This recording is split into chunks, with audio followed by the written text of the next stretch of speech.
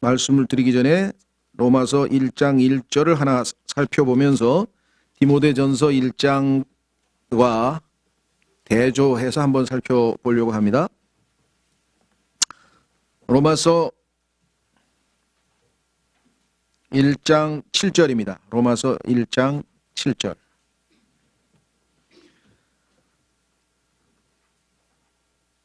신약 성경은 사복음서와 그 다음에 복음의 전파 과정이 기록된 역사 기록이죠. 사도행전.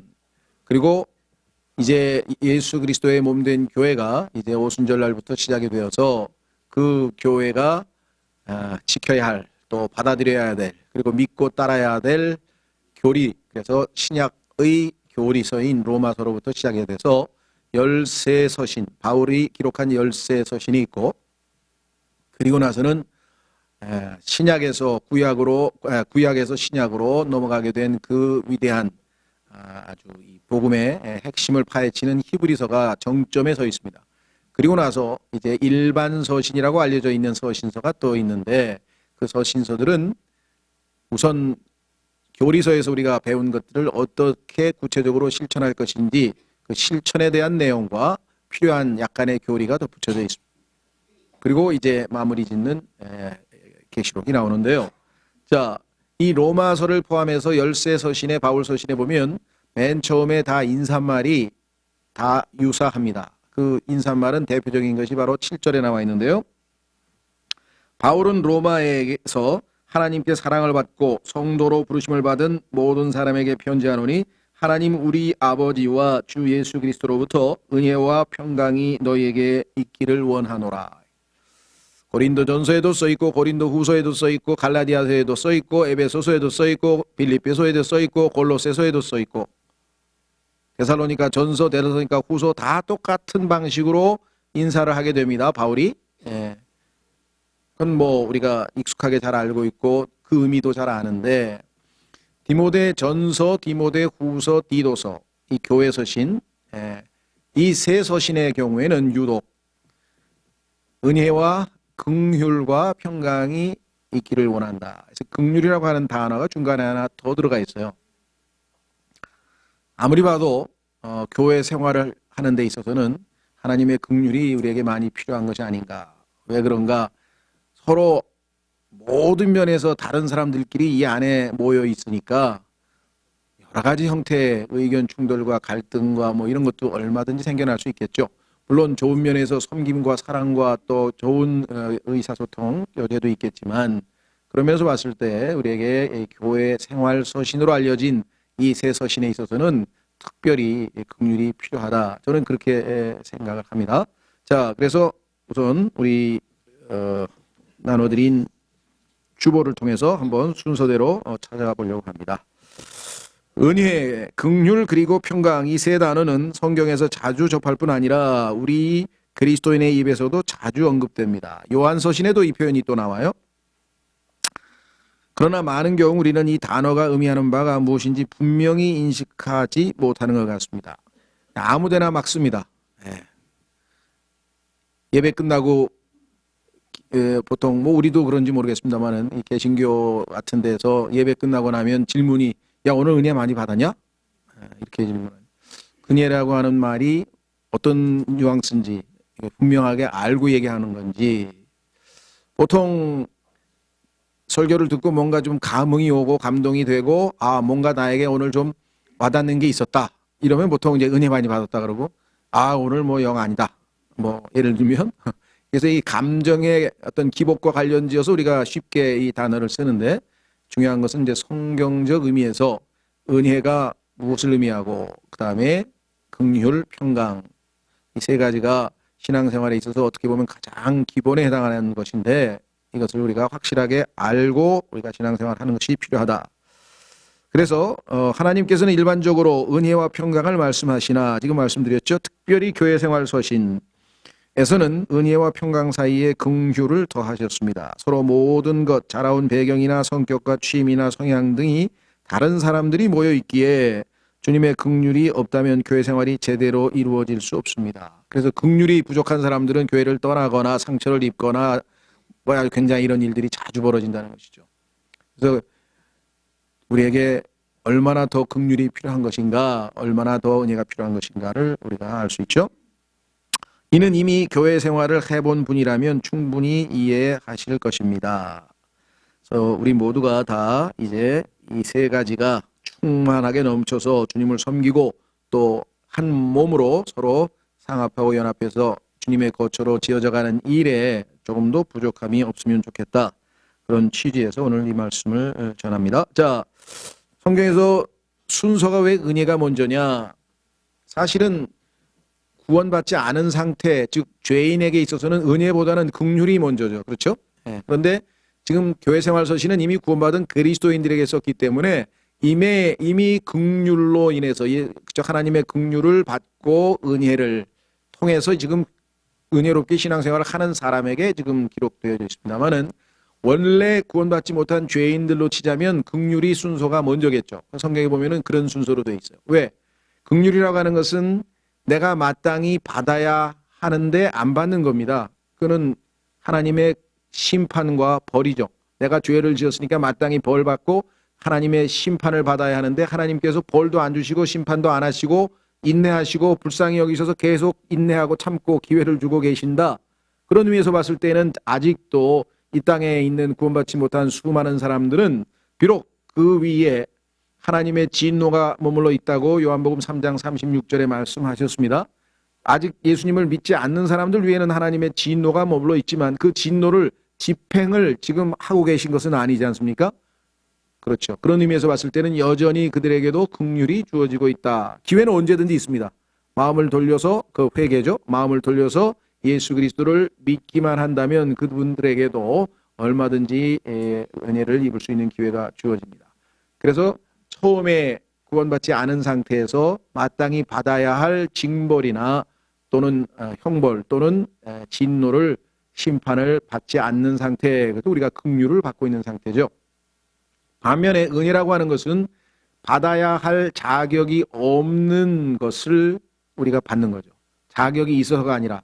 그래서 은혜와 긍휼은 앞뒤, 동전의 앞뒷면이에요. 하나님의 긍휼이 있었기에 내가 소멸되지 아니하였나이다 라는 시편 기자의 고백이 바로 우리의 고백이죠. 또 에레미야 애가에서도 하나님께서 긍휼을 베푸셨으니까 내가 소멸되지 않고 아직도 살아남아 있는 거지, 하나님의 긍휼이 없었더라면 진작에 벌써 심판을 받았고 진노를 받았어야 마땅한다, 이렇게 얘기를 했습니다. 자, 그래서 우리는 구원받기 전에는 하나님의 긍휼, 그 다음에 은혜 이렇게 됐는데 우리가 이제 구원받았기 때문에 하나님의 은혜 가운데서 자라나고 성장하고 주님을 따라가고 있는 중이죠. 그러나 우리가 항상 은혜 가운데 머물러 있는 것이 아니고 다시 죄를 짓거나 다시 하나님으로부터 떠나거나, 성경에서 여러 가지 용어가 있습니다. 실족하거나 타락하거나 부패하거나 하여간 이런 일들이 우리 신앙생활에서 발생하게 되죠. 그럴 때에는 우리에게 다시 주님의 긍휼이 필요한 것이다. 그래서 여기 은혜, 긍휼, 그렇죠. 이 은혜와 긍휼이 우리 삶에 있지 아니하다면 우리는 평강을 유지할 수가 없습니다. 그래서 평강은 그 결과물로 우리에게 주어지는 것이겠죠. 자, 그래서 오늘 이 시간에 은혜와 긍휼과 평강, 하나님의 말씀을 통해서 다시 한번 우리가 되새겨 보고자 합니다. 첫 번째, 은혜는 중생을 위해 받을 자격이 없는 자에게 주어지는 하나님의 도우심이다. 받을 자격이 없다는 게 이게 중요합니다. 은혜의 핵심은 자격이 없는데 거저 주시는 거예요. 자격이 없는데 거저 주시는 거. 우리가 대가를 치거나 보상을 하나님께 드리고 하는 것이 아니라 거저, 자격이 없는 자에게 거저 주시는 하나님의 호의, 베푸심, 도움, 무엇이 됐든지 간에 우리가 이것을 은혜라고 이렇게 말씀을 하는데, 그래서 에베소서 2장 8절에 우리가 어떻게 됐습니까? 은혜로 구원을 받았다 그랬죠. 자격이, 구원받을 자격이 없는데 받은 것이죠. 분명합니다. 자, 성경은 디도서를 찾겠습니다. 디도서 2장.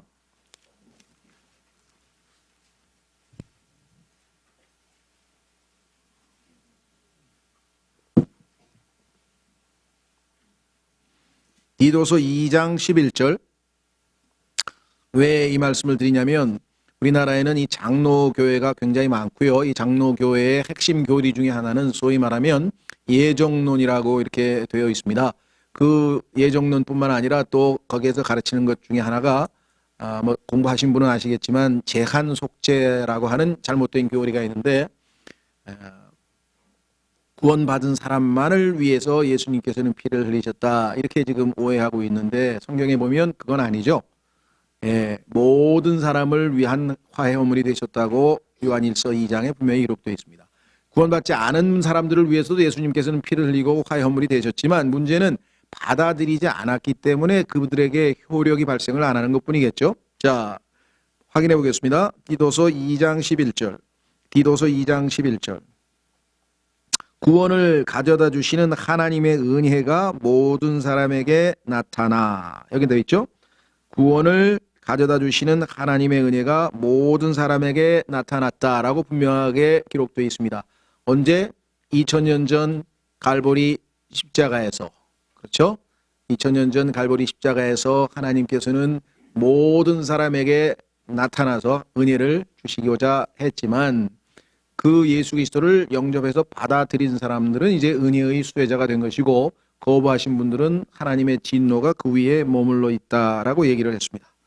자, 그래서 첫 번째 은혜의 개념은 중생을 위해 자격을 받을 자격이 없다는 것, 자에게 주어지는 하나님의 도우심, 우리가 이것을 은혜라고 한다 그랬습니다.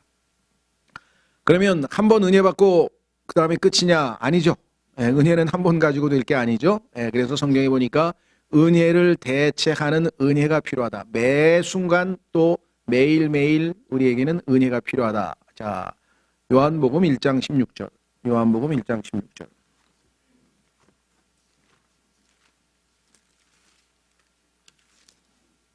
여러분들 요즘에 보니까 현대인의 필수품 중에 하나가 이 스마트폰 배터리 충전기입니다. 충전기 떨어지면 어디 가든지 막 그래서요 공항에서도 이 충전하는데 막 전쟁이더라고요. 저는 이렇게 가보니까 누가 다 뭘 꼽고 앉아서 그래서 보니까 그 비행기 기다리면서 저 로비에서 전부 다 어디 가든지 지금은 이제 충전해서 그 스마트폰 그 채우려고. 그래서 저도 보니까 그 비행기 안에 그 충전하는 게 있어요.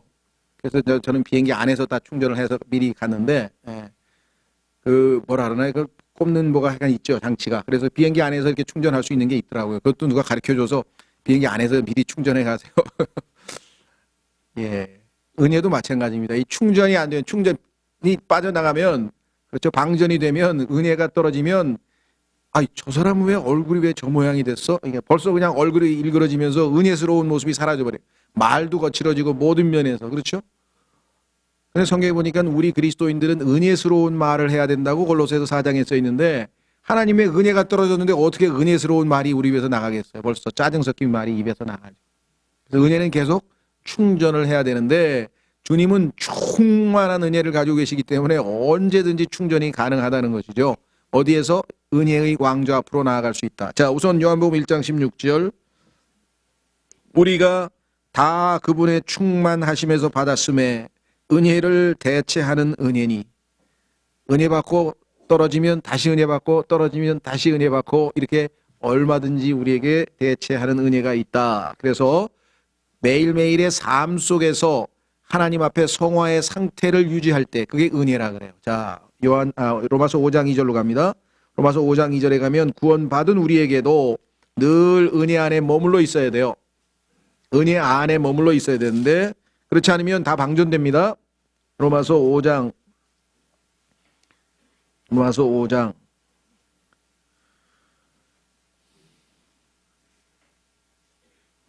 1절 2절입니다. 그러므로 우리가 믿음으로 의롭게 되어 우리 주 예수 그리스도를 통해 하나님과의 화평을 누리는도다. 이제 하나님이 더 이상 우리의 두려우신 재판관이 아니시고 우리의 아버지가 되셨습니다. 또 우리가 그분을 통해 지금 우리가 서 있는 이 은혜 안에 믿음으로 들어감을 얻었으며, 자, 이 들어감을 얻었다고 할 때 이 들어감이라는 표현이 영어로 access인데요. access. 우리가 요즘 현대 용어로 쓰면 접근성입니다. 접근성. 가까이 접근하는 거예요. 그렇죠? 하나님의 임재 앞에 하나님의 은혜 안에 가까이 접근해 갈 수 있는 수단은 뭐냐면 믿음이에요. 그래서 믿음으로 들어감을 얻었으며, 그런데 중요한 거는 그 은혜 안에 서 있어야 되잖아요. 저 서 있는 이 은혜. 그런데 은혜 안에 안 서 있고 어느 순간 은혜로부터 벗어나서 엉뚱한 데 서 계신 분들이 자주 있죠. 그럼 은혜가 다 방전돼 버리는 거죠. 자, 그래서 우리는 이 은혜를 뭐라고 하느냐? 두 번째 거기 보십시오. 하나님의 은혜를 통해 향유하고 있는 성화의 상태. 그죠?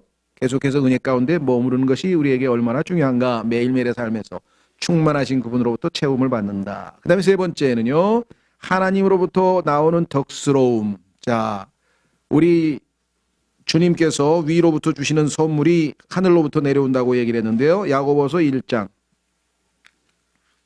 7절에 보시면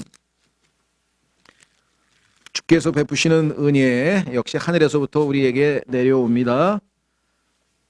그러면 우리의 모습이 은혜로운 모습이 돼요. 말도 은혜롭고 얼굴도 은혜롭고 행동도 은혜롭고, 그렇죠? 자, 덕스러운, 미덕이라 그러죠. 우리가 미덕 또는 현대용어로 하면 도덕인데요. 도덕. 자, 야고보서 1장 17절. 모든 좋은 선물과 모든 완전한 선물은 위에서 오며 빛들의 아버지로부터 내려오거니와 그분께는 변함도 없고 회전하는 그림자도 없느니라. 모든 좋은 선물, 이 하나님이 주시는 은혜인데요. 그 은혜가 위로부터 내려오게 되면 우리가 하나님 수준의 덕스러운 삶을 살아가게 된다. 베드로후서에서도 뭐라고 얘기를 했습니까? 우리는 믿음, 그다음에 거기다가 add, 더하라 이게 믿음에다가 덕을, 이 덕에 해당되는 게 바로 하나님의 은혜예요.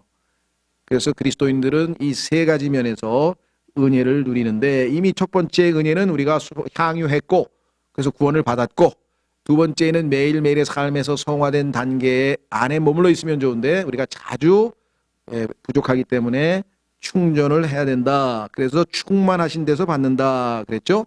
그래서 우리가 늘 덕스러운, 누가 봐도 하나님의 은혜로운 모습으로 우리의 모습이 사람들에게 표현돼야 된다 그랬습니다. 자, 그래서 거기 결론을 이렇게 썼습니다. 하나님께서 주신다 은혜는, 그래서 베드로전서 5장 10절에 보면은 하나님의 칭호가 은혜의 하나님이에요. 은혜의 하나님. 자, 은혜의 하나님께서 주시는데 항상 우리에게 하나님께서는 직접적으로 우리와 교제하지 않습니다. 항상 우리의 뭐예요? 하나님과 우리 사이의 중재자는 한 분 예수 그리스도 아니에요. 그래서 항상 예수 그리스도를 통해서 우리에게 주십니다. 세 번째, 역사는 누가 하느냐? 삼위일체 하나님이니까 성령의 역사하심으로. 그래서 히브리서 10장 29절에 보면은 성령님의 타이틀 중에 하나가 은혜의 영께서, 은혜의 영. 그렇죠? 그래서 이 세 분 삼위일체 하나님께서 우리에게 베풀어 주시는데 장소는 어디냐? 은혜의 왕좌라고 되어 있습니다. 한 구절 찾겠습니다. 히브리서 4장 16절. 이 은혜의 왕좌 앞으로 부지런히 나아가지 아니하면 하나님의 은혜를 향유할 수가 없어요. 하나님께서는 은혜의 왕좌, 은혜를 주시는 왕좌에서 기다리고 계세요. 그럼 나와오면 될 거 아니에요. 가서 아련을 하면 될 거 아니에요. 언제든지 옛날 조선시대 왕처럼 왕 한 번 만나기가 얼마나 어렵습니까? 지금도 뭐 박근혜 대통령 그 쉽게 만나는 거 아니잖아요. 얼마나 절차가 까다롭고 어려워요. 그렇죠?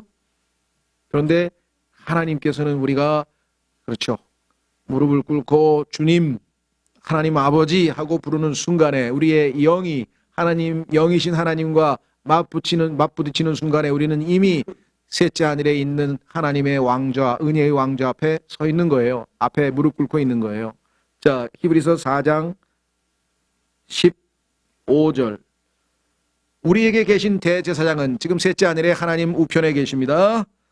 우리의 연약함의 감정을 몸소 느끼지 못하시는 분이 아니요, 우리의 모든 인간으로서의 나약한 느낌, 감정을 다 이미 체험하신 분입니다. 3년 반 동안. 모든 점에서 우리와 33년 반 동안 죄송합니다. 모든 점에서 우리와 똑같이 시험을 받으셨으되 죄는 없으신 분이시니라. 그러므로 우리가 긍휼을 얻고 필요한 때에 도우시는 은혜를 얻기 위해 은혜의 왕자로 담대히 갈 것이니라. 셋째 하늘에 있는 은혜의 왕좌에 갈 수 있는 방법은 영으로 다가서는 것이죠. 그래서 우리가 주님의 이름을 부르는 순간에 하나님 아버지 하고 하는 순간에 우리가 이미 은혜의 왕좌 앞에 가게 되고, 그 은혜의 왕자 앞에서 주님은 우리를 이미 긍휼과 필요한 때에 도우시는 은혜를 마련해 놓고 계신 것이다 라고 얘기를 했습니다. 자, 그래서 우리는 은혜를 얻는 방법을 확인해 봤습니다. 은혜의 하나님께서 그리스도를 통해 은혜의 영의 역사로 하나님의 은혜의 왕좌에서 우리에게 나누어 주고 계신다. 자, 그러면 두 번째 긍휼로 가보겠습니다. 긍휼.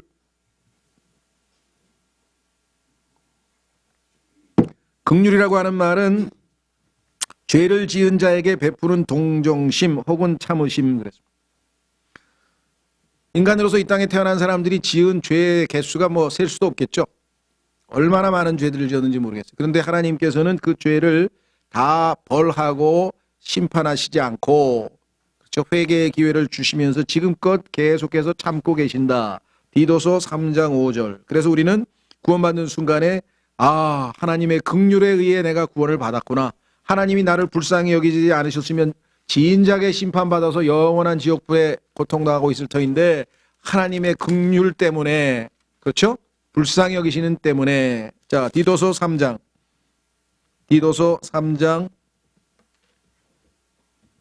우리의 죄들부터 먼저 읽겠습니다. 우리의 죄들은 어디에 있느냐? 3절 이렇게 나와 있습니다. 우리의 죄들을 간략하게 요약했는데요.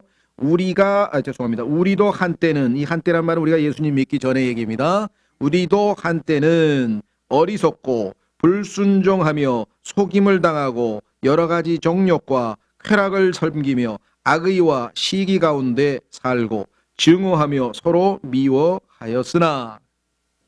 이게 우리의 과거의 모습인데요. 자, 사람을 향한 하나님 곧 우리의 구원자의 친절과 사랑이 나타난 뒤에 그분께서 우리를 구원하시되 우리가 행한 의로운 행위로 하지 아니하시고 오직 자신의 긍휼에 따라. 사실 동사는 지금 맨 끝에 하셨고가 우리는 맨 뒤로 가죠. 그래서 영어는 이미 긍휼에 따라 하셨고 이렇게 사실은 끝나야 되는데 우리말 어순 때문에 어쩔 수 없이 동사는 뒤로 갔습니다만은 영어 성경에 보면은 분명하게 뭐라고 되어 있는 거 아니?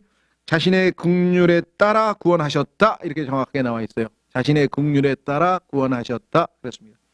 그래서 우리가 구원받기 전에 하나님께서 긍휼을 안 베푸셨다면 우리는 구원받을 기회조차도 우리에게 주어질 수가 없었다는 사실을 우리가 명백하게 잘 알고 있죠. 예. 자, 그 다음에 그러면 구원받은 이후에는 우리에게 긍휼이 필요 없는가? 그렇지 않습니다. 우리에게 여전히 매일매일의 삶에서 긍휼이 필요하죠. 그렇죠? 예. 자, 그래서 예레미야 애가에 보면은요. 예레미야 애가에 보면은 이 시인이 뭐라고 고백하나 보세요. 예레미야라고 하는 대언자가 하나님 앞에 아침에 깨면 바로 뭐라고 기도를 하는가 한번 보겠습니다. 하나님의 긍휼이 없었더라면 내가 과연 살아있을 수가 있겠는가 하루라도. 왜? 하나님은 어마어마하게 거룩하신 분이시고 하나님은 의로우신 분이고 하나님의 기준 앞에서는, 그렇죠, 얼마나 우리가 추악한 죄인인가. 예레미야 3장 22절.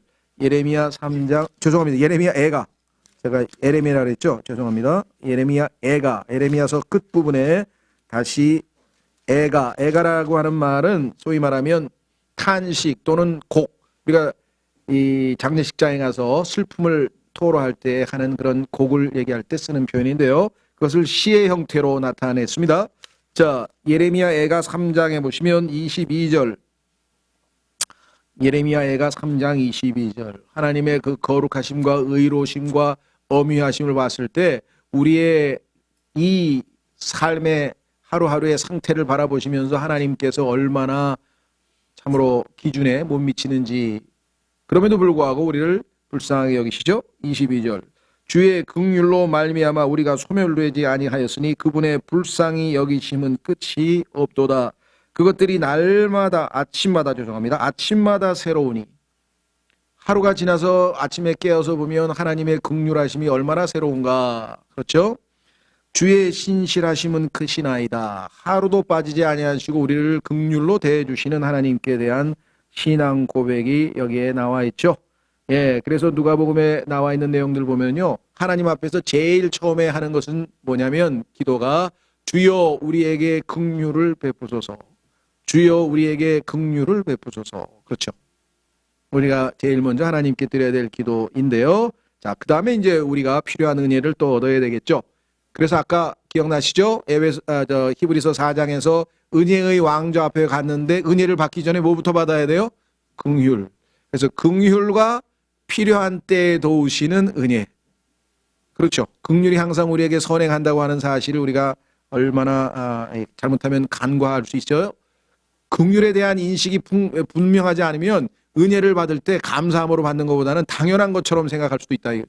그러나 내 처지가 전혀 하나님의 은혜를 받을 처지가 아니라는 것을, 오히려 하나님 앞에 징벌과 심판을 받을 처지라는 것을 아는데 하나님께서 긍휼이 대해 주신다는 사실을 알면 그 은혜를 받을 때 얼마나 큰 감격과 감사함이 넘치겠는가, 우리가 한번 생각해 보시면 좋겠다는 것이죠. 자, 긍휼에 관한 성경에서 가장 위대한, 위대하다기보다도 가장 자세하게 우리에게 압축적으로 보여주는 데는 시편 136편입니다. 가겠습니다. 시편 136편에 가면 무려 26절로 구성되어 있는데요. 후렴구가 그분의 긍휼은 영원하시도다. 이게 26번을 반복을 해요. 근데 지루하지가 않아. 왜? 사실이기 때문에. 읽을수록 마음에 와닿아. 그래서 아이고 다행이다. 아직도 긍휼이 남아있구나. 그렇죠? 시편 136편. 그리고 시편에는요, 주님의 긍휼이 영원하시다는 표현이 얼마나 자주 나오는지 몰라요. 예, 시편 기자는 하나님의 긍휼이 뭔지를 아는 사람이야. 그렇죠? 자, 시편 136편. 오 주께 감사하라. 그분은 선하시며 그분의 긍휼은 영원하시도다. 이 표현은요, 시편 118편 1절에도 나오고 119편 156절에도 나오고 시편의 중간중간에 시편 기자가 감격했을 때 자주 표현하는 방식이에요. 오 주께 감사하라. 왜? 그분은 선하시며 그분의 긍휼은 영원하시도다. 오 신들의 하나님께 감사하라. 그분의 긍휼은 영원하시도다. 오 주들의 주께 감사하라. 그분의 긍휼은 영원하시도다. 자, 여기까지는 우리가 뭐라고 하느냐, 요거를 경배라 그래요. 경배와 찬양, 이것도 여러분들이 구분해야 될 것 중에 하나인데요. 경배는 하나님께서 뭔가를 행하고 행하지 않고와 상관없이 하나님 그분의 성품에 대해서, 예를 들면 선하신 분이다, 긍휼이 영원하시다, 그죠? 그분은 신들의 신이시다, 그분은 주들의 주시다, 그분 자신에 대해서 우리가 높일 때에는 경배라고 하고요. 찬양이라고 하는 것은 나와 관련지어서 하나님께서 뭔가를 베푸셨을 때, 나에게, 그렇죠? 구원을 베푸셨다, 나에게 은혜를 베푸셨다, 뭔가를 해 주신 것에 대한 감사할 때 우리 이것을 praise라 해요. Praise the Lord.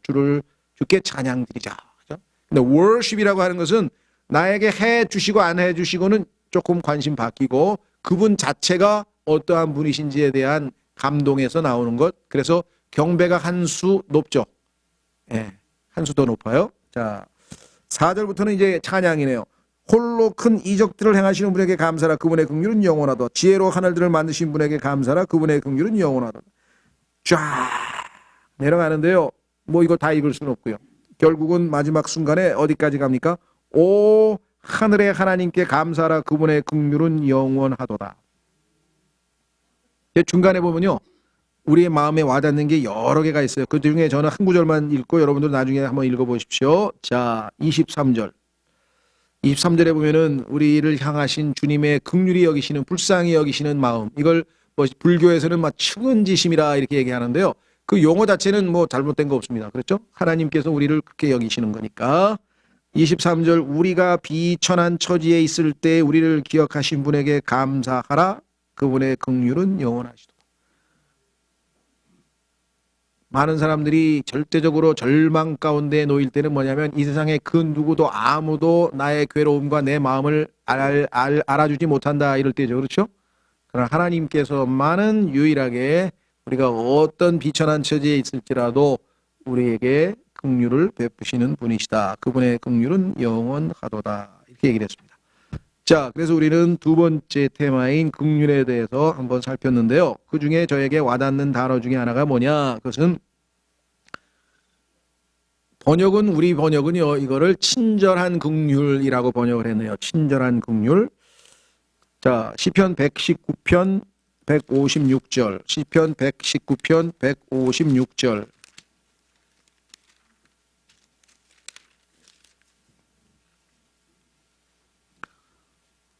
오 주여 주의 친절한 긍휼이 크오니 주의 판단들에 따라 나를 살리소서.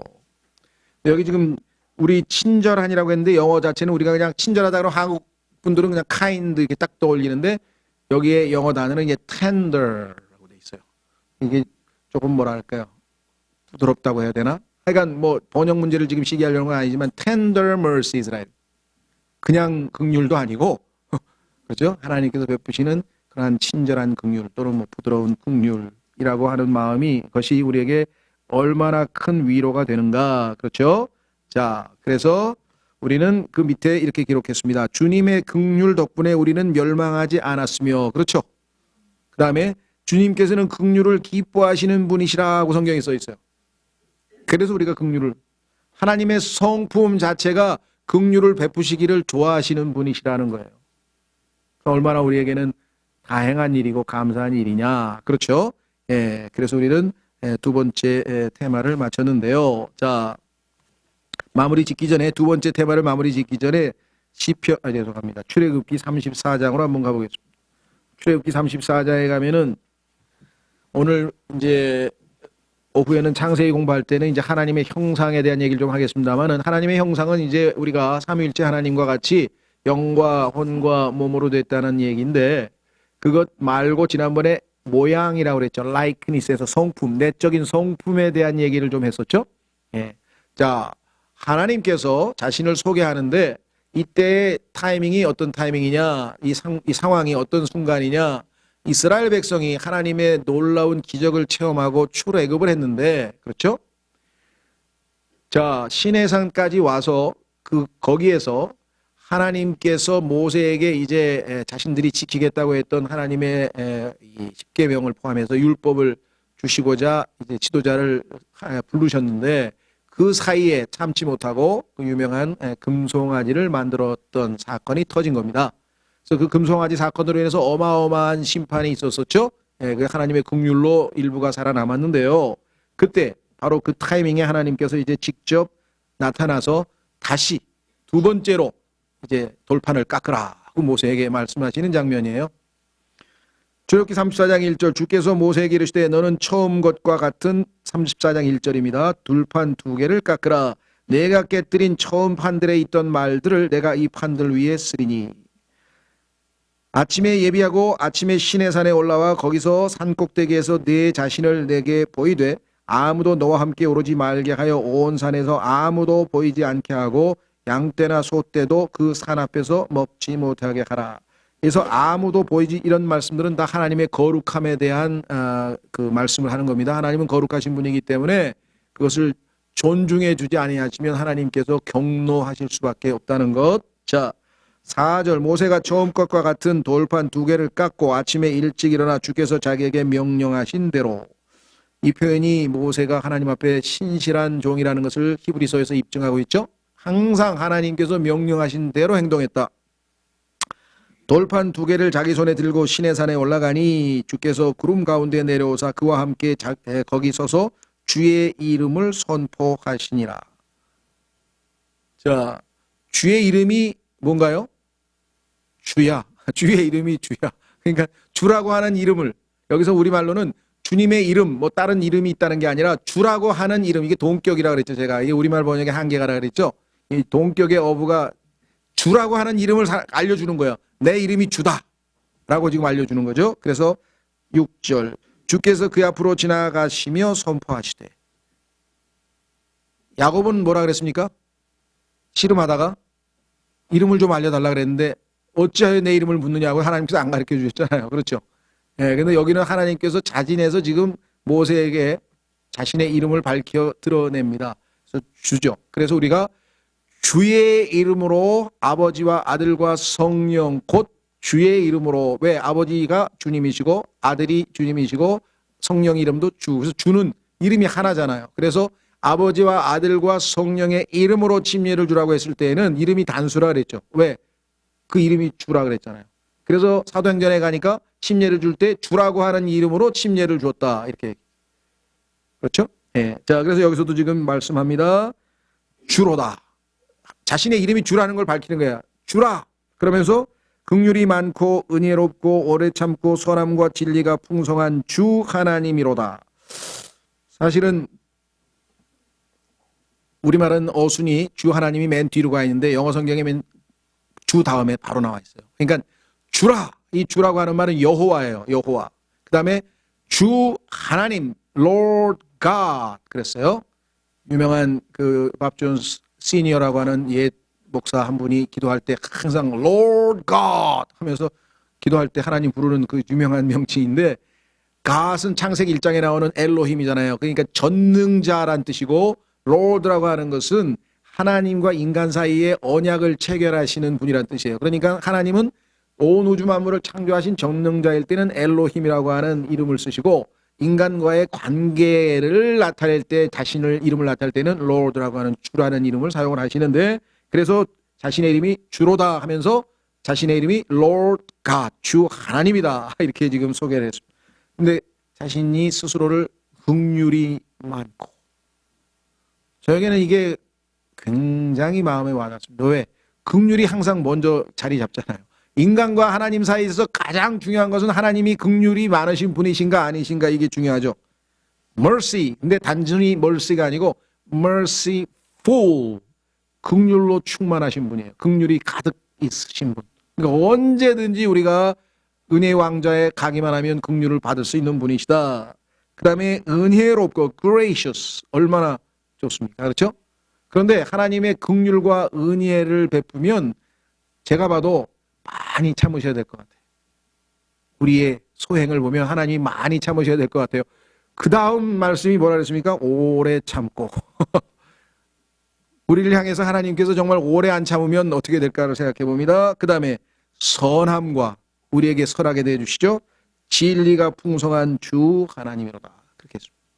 자, 그래서 은혜와 긍휼. 자, 세 번째, 이제 바울이 모든 주 안의 성도들, 특히 교회 생활을 하는 성도들에게 간절히 소망하고 있는, 축복하고 있는 것은 뭐냐면 평강입니다. 평강.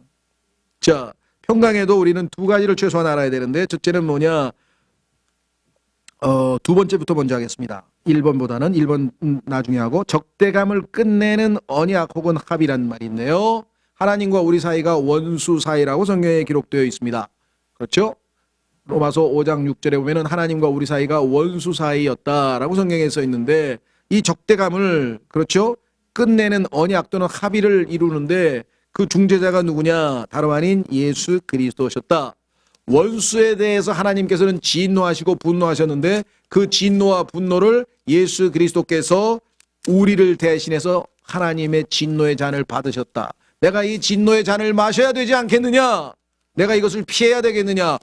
너희들이 이 진노의 잔을 받을 수는 없지 않느냐? 이것이 예수 그리스도께서 우리를 향한 사랑의 표현이었다는 거예요.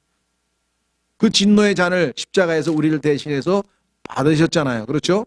자, 그래서 여기 보시면 하나님과 우리 사이에 적대감이 끝나고 화해가 돼서 새로운 계약을 체결했는데, 그것을 신약이라고 하는데, 새로운 언약이라고 하는데, 그것의 중재자이신 예수 그리스도로 인해서 하나님과 우리 사이는 이제 평강, 즉 화해 상태가 되었다. 이것을 성경에서는 뭐라고 얘기하느냐? 여기 나와 있죠. 언약 또는 합의, 이건 평강이라고 해요. 화평, 우리 단어로는요, 영어의 peace라고 하는 단어가 화평, 평강, 평안, 평화, 뭐 상당히 다양한 단어로 이렇게 표현이 돼 있어요. 예, 그래서 자, 예수 그리스도와 우리 사이 너무나 감사한 것은요, 원수 사이였던 우리가 예수 그리스도의 중재로 하나님과 화평을 누리게 되었다. 로마서 5장 1절. 이것이 여러분과 제가 더 이상 죽음에 대해서, 지옥의 공포로부터 완전히 벗어나게 된 계기가 바로 이것입니다. 하나님과 우리 사이가 화평한 관계로 되었는데 그것이 바로 믿음으로 의롭게 되었기 때문이다. 로마서 5장 1절에 그러므로 우리가 믿음으로 의롭게 되어 우리 주 예수 그리스도를 통해 하나님과의 화평을 누리는도다. Peace with God, 하나님과의 화평. 그리스도인이라면 다 누리고 있습니다. 혹시 여기 계신 분들 중에 혹시 내가 지금 죄를 많이 졌는데 하나님께서 나를 심하게 벌하셔서 다시 지옥으로 보내면 어떨까? 어떻게 되나? 하고 두려워하고 불안해하시는 분은 안 계실 거 아니겠어요? 적어도. 그렇죠? 믿음으로 이렇게 돼서 예수님이 하나님의 진노를 이미 다 받으셨고 이미 내가 받을 형벌과 심판은 예수님이 이미 다 받으셨는데 그 예수님을 믿고 따르는 제가, 예수님을 영접한 저에게 하나님께서 다시 벌을 주실 수는 없는데 그것은 법적인 문제예요. 법적인 문제. 하나님께서는 죄에 대해서 한 번 심판하시지 그거를 다시 벌을 주시는 법은 없습니다. 그래서 현대 이 법체계에서는 일사부재리의 원칙이라고 그래요. 영어로는 이걸 더블 제퍼디라고 하는데 한 번 거기에 대해서 책임이 졌으면 그 다음에 거기에 대해서 죄를 다시 물을 수가 없어요. 그러면 나의 모든 평생의 죄들을 예수님이 십자가에서 이미 벌을 받았는데 나를 벌 주시면 하나님께서 자신의 원칙을 깨는 것이 되는 거예요. 법적인 원칙이 깨져버립니다. 나를 벌 주실 수가 없어요. 하나님이 나를 벌을 안 주시고 싶으셔서가 아니라 법적으로 주실 수가 없어요. 나를 벌 주시면 하나님이 스스로 의로운 분이 아니라는 것을 만천하에 드러내게 된다는 거예요. 무슨 말이 이해가 되시겠어요? 그 법적인 장치가 어마어마한 거예요. 자, 문제는 많은 그리스도인들이 그런데도 왜 이 땅에서의 삶에서 진정한 평강의 상태를 유지하지 못한 채 그리스도인인데도 불구하고 여전히 근심, 걱정, 불안이 우리에게 엄습하는가? 자, 여기에 대한 것은 바로 첫 번째인데요. 주 예수 그리스도로부터 오는 평정의 상태. 이것을 우리가 누리지 못해서 그러는데요. 이사야서 26장 3절. 완전한 평강을 유지할 수 있는 방법은 뭐냐? 여러분과 제 마인드가, 우리의 생각이 주님께 머물러 있으면 됩니다. 내가 처해 있는 상태, 내가 겪고 있는 상황, 그렇죠? 그것이 질병이 됐던, 그것이 경제적인 어려움이 됐던, 그것이 직장에서의 무슨 어려움이 됐던, 그것을 생각하는 순간 우리는 불안해서 벗어날 수가 없어요. 그러나 그 생각을 예수님께로 올려놓으면, 자, 이사야서 26장 3절, 주께서는 생각을 주께 고정시킨 자를 완전한 평강으로 지키시리니 이는 그가 주를 신뢰하기 때문이니이다. 그렇죠? 그러면 그 잘못된 생각들은 어떻게 해야 되는가? 고린도후서 10장에 보면은요, 다 사로잡아서 그리스도께로 사로잡아서 포로로 받다 바쳐라 이렇게 돼 있어요. 자, 그 다음에 그 갖다 바치는 구체적인 방법은 무엇인가? 그것은 기도죠. 자, 확인해 보겠습니다. 빌립보서. 구체적으로 어떻게 나의 잘못된 생각들을 다, 염려를, 근심을 다 없애버릴 수 있는가? 그것은 주님께로 가져가서 내가 지고 있는 모든 무거운 짐들을 내려놓는 거죠. 자, 빌립보서 4장.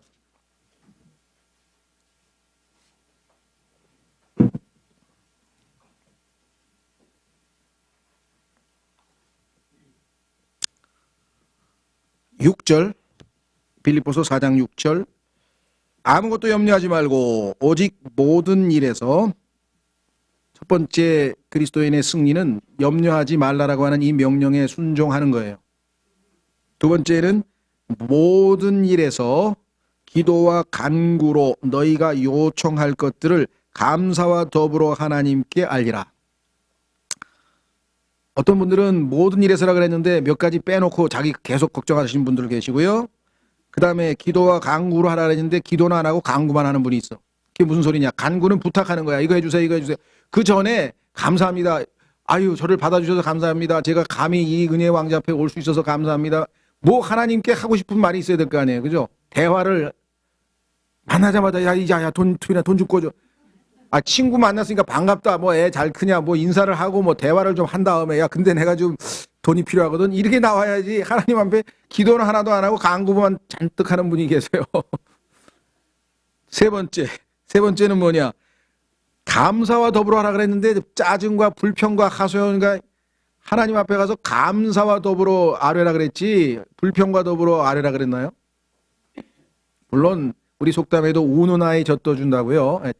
하나님 앞에서 그냥 우는 게 최고예요. 그냥 일단 불쌍히 보여야 되니까. 뻣뻣하게 가가지고 뭐 저는 아무것도 필요 없습니다. 뭐 그냥 늘 감사합니다. 이러면 안 주세요. 뭐 아무것도 필요 없다는데 뭐하러 줘. 가서 뭐가 필요하다고 징징대야지. 그렇죠. 그러나 감사함으로 여기 나올 수 있는 게 얼마 어디에, 그렇죠? 자, 하나님께 알리라. 이게 우리가 해야 될 일이고, 7절에 그리하면 모든 이해를 뛰어넘는 하나님의 평강이 그리스도 예수님을 통해 너희 마음과 생각을 지키시리라. 섭섭해 하시는 분이 있어요. 그리하면 너희가 요구하는 기도가 즉시로 응답되리라. 막 이렇게 상상하고 읽었는데 그게 아니네. 또 이런 분들이 계신데 하나님 우리보다 단수가 높으셔요. 그러니까 요구하는 즉시 주시는 게 아니라 하나님 보시기에 적절한 타이밍에 하나님의 방식으로 훨씬 더 좋은 방식으로 주죠. 우리의 잘못된 욕구를 충족시키기 위해서 막 주면 우리는 망가지는 거예요. 완전히 애가 달라는 대로 다 줘보세요. 비만이 되든 뭐가 되든 다 망치는 거예요, 애를. 그저 지혜로운 어머니는 그래 다 들어요. 주기는 줘요. 근데 적절하게 지혜롭게 분배해서 그 아이에게 유익하게 준다는 것이죠. 그렇죠? 자, 하나님도 그런 방식으로 하니까 그 전에 하나님은 틀림없이 내 이야기를 다 들으셨고 약속을 지키시는 분이다라고 하는 확신을 가져야 될 거 아니에요. 그래야 마음이 평안해질 거 아니겠습니까? 그래서 여기 나와 있죠. 하나님의 평강이. 이게 지금 그리스도인이 향유하지 못하고 있는 것이다. 왜? 하나님과의 평강, 아까 얘기했어요. Peace with God. 이거는 모든 그리스도인이 예수님 덕분에 다 유지하고 갖고 있어요. 죽어도 나는 하늘나라에 간다, 지옥은 안 간다, 나는 결코 멸망하지는 않는다, 이런 확신과 평강은 있는데 이거 말고 매일매일의 삶에서 하나님이 누리는 평강. 대표적인 케이스는 뭐냐? 예수 그리스도께서 폭풍우가 치는 바닷가에서 저 배 뒷머리에서 주무시고 계셨다. 아니 지금 다른 사람 지금 다 난리법석이 나가지고 지금 배가 뒤집히게 생겼는데 예수님 어떻게 그렇게 태평성대로 뒤에 편안하게 주무실 수가 있어요? 예수님 뭐예요? Have faith in God. 하나님을 믿으라. 그렇잖아요. 예수님은 하나님 아버지에 대한 확실한 믿음이 있기 때문에 요동하질 않아요. 그렇죠? 그러니까 이 예수 그리스도가 소유하고 있는 그 평강을 내가, 하나님이 나에게 주시는 평강이에요. 내가 하나님을 향해서 가지고 있는 peace with God 아니고 peace of God. 하나님이 소유하고 있는 그 평강을 내가 받아야 돼요. 그렇게 되면 어떤 상황에서도, 왜? 예수님은 폭풍우가 쳐도 전쟁이 터져도 뭐 나사로가 죽어도 왜? 살리실 수 있는데 모든 상황을 평정하고 정복하고 계신 분이기 때문에 예수 그리스도는 요동해야 될 이유가 없다는 거죠. 이 예수 그리스도의 평강, 하나님의 평강이 우리 삶에 있을 때 그리스도인은 어딜 가 있어든지 좋은 간증을 보일 수 있습니다. 참, 저 사람 저렇게 어떻게 저런 상황에서 마음의 평강을 유지할 수 있을까? 뭐 우리가 무슨 돌을 닦아서 아주 막 대단히 막 그런 게 아니라 하나님의 평강이 나를 지배하면 마땅히 염려하고 두려워해야 될 상황에서도 마음의 평정을 유지할 수 있다는 거죠. 예수님처럼. 자, 마무리 짓겠습니다. 그래서 거기에 평강의 통치자이신 주님, 예수님이 The Prince of Peace, 우리의 평강이시오. 예수님이 우리의 평강이라고 에베소서 2장 14절에 써 있어요. 그 예수님을 우리가 소유하고 있잖아요. 그럼 이 예수님에 대한 믿음만 있다면 우리는 평강을 유지할 수 있겠죠. 평강을 주시는 분, 예수님의 이름이 실로입니다. 실로라고 하는 것은 지명 이름이기도 하지만 원래는 평강을 주시는 분이란 뜻이죠. 자, 그래서 여러분과 저에게 구원 받을 때뿐만 아니라 매일매일의 하루하루의 삶에서도 끊임없이 충만한 은혜를 제공하시고 긍휼을 베푸시고 평강을 주시는 분, 이분이 우리의 주님이시다. 그래서 여러분이 은혜와 긍휼과 평강이 너에게 있을지어다라고 했던 그 서신서에서의 그 바울의 마음, 하나님께서 왜 이것을 여러 번에 반복해서 성경에서 기록을 했을까? 우리에게 이것이 얼마나 신앙생활의 토대가 되고 기초가 되는지 다시 한번 우리가 살펴봤습니다. 이 시간 은혜와 긍휼과 평강을 제공해 주시고 늘 베풀어 주시는 주님께 감사하는 기도를 잠깐 같이 하겠습니다.